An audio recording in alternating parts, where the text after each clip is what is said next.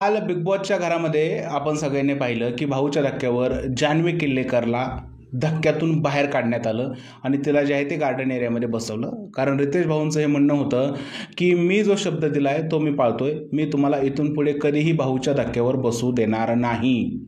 आता हे बरोबर आहे की चूक आहे? त्यानंतर घनश्यामचं नावसुद्धा घेतलं नाही, हे बरोबर आहे की चूक आहे? या सगळ्या गोष्टीबद्दल आपण बोलायचं आहे. नमस्कार मित्रांनो, माझं नाव तुषार आणि सेवन स्टार मराठीमध्ये तुम्हा सगळ्यांचं पुन्हा एकदा स्वागत आहे. जान्हवी किल्लेकरने ज्या प्रकारची भाषा घरामध्ये वापरली होती त्या भाषेनंतर संपूर्ण महाराष्ट्र तिच्यावरती भडकला होता. रितेश भाऊही तिच्यावरती भडकले. त्यांनी जान्हवीला शिक्षा दिली आणि तिला पूर्ण 1 आठवडा जेलमध्ये टाकलं. जेलमध्ये टाकल्यानंतर बिग बॉसने तिच्यासाठी खूप स्ट्रिक्ट रूल लावले. तिला घरातील एकही भांडं वापरू दिलं नाही, तिला फर्निचरवरही बसू दिलं नाही. इवन तिला जे जेवण दिलं गेलं ते एकदम जेलसारखे जे भांडे असतात त्या भांड्यामधून तिला जे आहे ते जेवण दिलं गेलं. त्यानंतर तिला वॉशरूमसुद्धा घरातलं यूज करून नाही दिलं, घराच्या बाहेर जे वॉशरूम आहे ते तिला यूज करायला लावलं. म्हणजे खूप स्ट्रिक्ट अशा पद्धतीने जे आहे ते जान्हवीला शिक्षा देण्यात आली आणि त्या शिक्षेचं तिने पालन केलं. आता 1 आठवडा शिक्षा झाल्यानंतरही परत एकदा जान्हवी किल्लेकरला काय केलं? भाऊच्या धक्क्यातून बाहेर काढलं. आणि ही गोष्टच कुठेतरी पटण्यासारखी नाही आहे. जान्हवी किल्लेकरने एक गुन्हा केला होता, त्या गुन्ह्याची तिला शिक्षा मिळाली.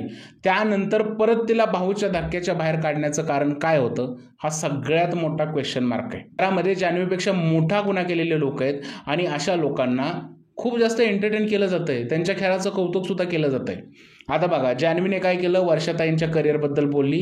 जान्हवी जे आहे ते पॅडीदादाच्या करिअरबद्दल बोलली आणि बाकी घरातल्या लोकांना बोलली की तुम्हाला जे आहे ते घराचे दरवाजे ओपन करेन आणि घराच्या बाहेर काढेन. हा जो आहे तो जान्हवीचा गुन्हा आहे आणि या गोष्टीचं आपण कधीही समर्थन करत नाही. पण ज्या व्यक्तीला डोक्यावर चढून बसवलंय म्हणजेच निक्की तांबोळीने, तिने काय काय बोलली बघा.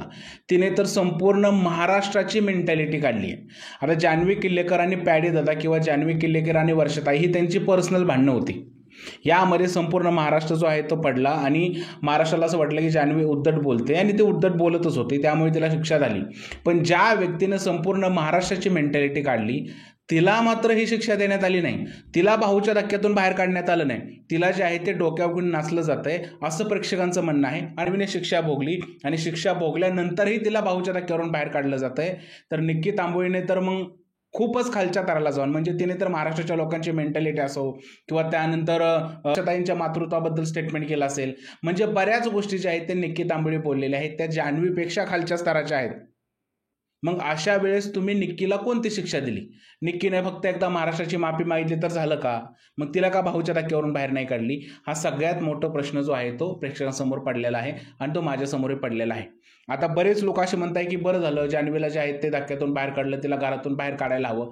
मग जर का घरात भांडणं केली म्हणून किंवा एखाद्याला खालच्या दर्जाला जाऊन बोललं म्हणून जान्हवीला जर का बाहेर काढायचं असेल तर जान्हवी बरोबर अजून तिकडे 2-3 लोक आहेत त्यांना सुद्धा घराच्या बाहेर काढायला हवं. कारण त्यांनी सुद्धा हीच भाषा वापरलेली आहे. विशेष करून निक्की तांबोळी, तिला सुद्धा घराच्या बाहेर काढायला हवं आहे. कारण तिने तर महाराष्ट्राची मेंटॅलिटी काढली, त्यानंतर वर्षाताईंचं मातृत्व काढलं, वर्षाताईचं काळं मन काढलं, एवढ्या मोठ्या सेलिब्रिटीला जे आहे ते झोपण्यापासून सुद्धा अडवलं तिने. काय काय नाही बोलली वर्षाताईबद्दल. पॅडीदादाचा तर एवढा तिने अपमान केला, घरातील मोठमोठ्या लोकांचे कपडे वगैरे बाहेर फेकून दिली. असे कृत्य करणाऱ्या व्यक्तीला सुद्धा शिक्षा झाली पाहिजे ना. मग तिला का शिक्षा होत नाहीये? हा सगळ्यात मोठा प्रश्न आहे. त्यामुळे काल जे झालं ते कुठंतर चुकीचं झालंय असं मला वाटतं. त्यानंतर घनश्यामकडे येऊया. घनश्यामच्या बाबतीत जे होतंय ते सुद्धा चुकीचं आहे. घनश्यामकडून चूक झाली होती, त्याने तिकडे सरांची माफीसुद्धा मागितली होती आणि रितेश भाऊ जे आहे ते थोडेसे अपसेट होते. पण मला असं वाटत होतं की 8 दिवसापूर्वी झालेली गोष्ट होती. जर का काल घनश्यामने जर का माफी मागितली होती आणि त्या गोष्टीबद्दल जर का रितेश भाऊंनी माफ केला असतं मनाचा मोठेपणा दावून तर रितेश भाऊच मोठे दिसले असते. पण त्यांनी जे गोष्ट केली ते का केली ते मला माहीत नाही आहे. राहिली गोष्ट घनश्यामला ट्रोल करण्याची, तर बरीच लोक जे आहेत ते घनश्यामला ट्रोल करत आहेत. आता तुम्ही सांगा, घरामध्ये तो छोटा मुलगा त्याच्या टीमशी लॉयल राहिला. घरामध्ये घनश्याम जो आहे त्याने योग्य जागेवरती योग्य मुद्दे उचलण्याचा प्रयत्न केला. काही लोकांना ते पटले असतील, काही लोकांना पटले नसतील. त्याने त्याच्या परीने जे आहे तो गेम खेळायचा प्रयत्न केला. आता तो तिथे आहे, त्याच्या पद्धतीने तो गेम खेळतोय. आपल्याला काहीच अधिकार नाही की त्याला एवढ्या खालच्या दर्जाला जाऊन ट्रोल करणं.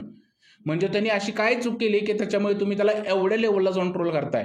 आणि रितेश भाऊला पण त्याने उलट सुलट अशी उत्तरं नव्हती दिली, फक्त त्याने टास्कच केला नव्हता. अशी कितीतर लोक आहेत त्यांनी टास्क खेळायला मनाई केली होती. मांजरेकरांचा तर किती कंटेस्टंटनी जे आहे ते अपमान केला होता, त्यांना ही शिक्षा देण्यात आली का? हा सगळ्यात मोठा प्रश्न आहे.